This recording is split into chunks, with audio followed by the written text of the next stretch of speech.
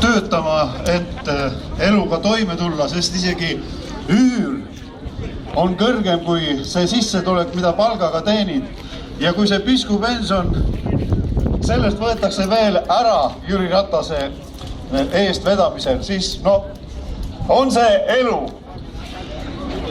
Aga ma tahaks rõhutada ühte asja. Nimelt, palju on teil tuttavaid sugulasi, kes on samuti lihtsad eakad inimesed ja valivad just seda sama Ratast ja tema taolisi ilusate lubaduste ja ilusa näolapi pärast.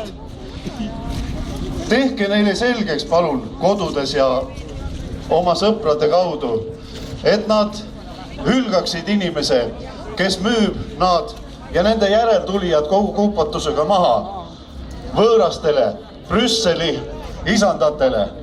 Olete nõus sellega?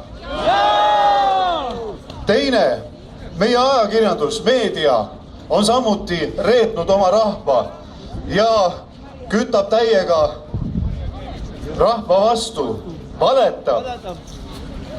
Seepärast ärge tarbige meediat, seda kloagi meediat, ärge ostke nende ajalehti.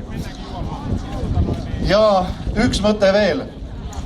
Nimelt, niikuinii need erakonnad, kes on valitsenud kõik need aastad, on kasvatanud endale sellised ametnikud, kes niikuinii neid valivad, sest see on nende leib.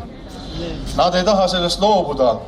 Ja just seepärast peategi kutsuma kõiki rahvusmeelseid inimesi, kes mõtlevad meie tulevikule, minna valima ja just nii nagu eelnevalt on soovitatud, isiklikult mitte e-valimistele.